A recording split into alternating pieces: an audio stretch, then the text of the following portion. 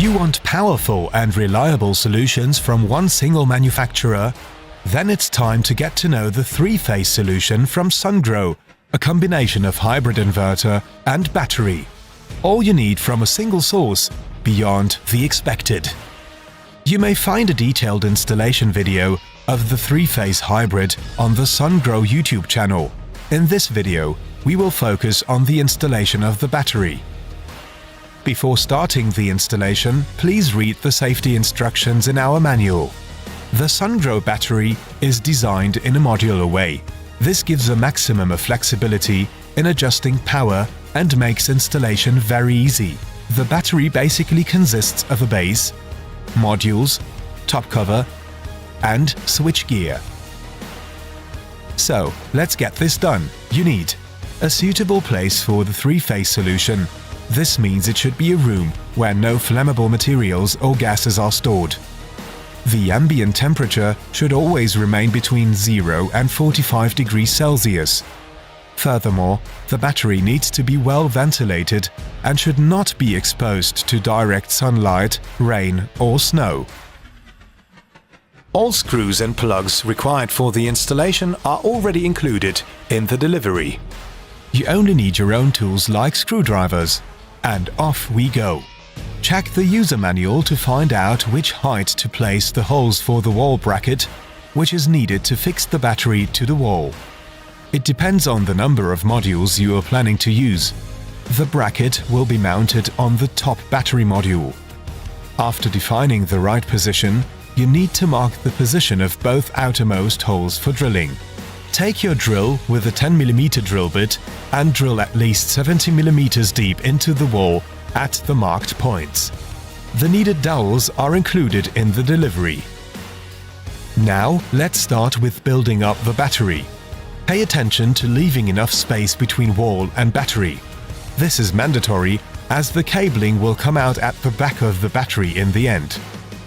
In case it's needed, you can add height adjustable feet to the battery. They are part of the delivery scope. Make sure that the base of the battery is perfectly horizontal before proceeding further. With 33 kilograms, the individual modules are easy to handle by one person. They are designed to be installed in a simply plug-and-play style. Fix the modules on both sides with the included M5 screws. Next step is to connect the switchgear to the base. Slide it into the foreseen slot on the right side of the battery and fix it with the included M5 screw. Once all modules and the switchgear are in place, it's time to fix the battery on the wall. You'll need the included M4 screws for the wall and M5 screws for the module.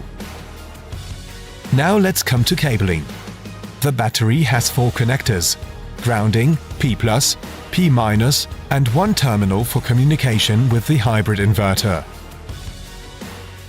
Let's start with the grounding. Fix it on the battery side and connect it to the ground at the bottom of the inverter. In the next step, the battery needs to be connected to the communication plug of the three-phase hybrid.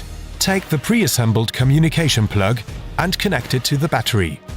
The other end of the cable needs to be connected to the BMS CAN interface of the communication plug of the three-phase hybrid. Remove approximately 4 to 5 centimeters of the cable sheath of the communication cables. Then, strip approximately 5 to 7 millimeters off the inner cables. Fit the cables with end sleeves before you push them into the plug. Connect the white-orange cable to pin 5 and the orange cable to pin 7.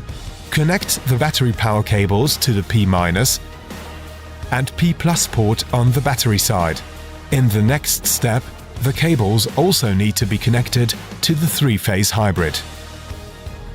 Fix the switchgear with the stud, which is part of the delivery scope.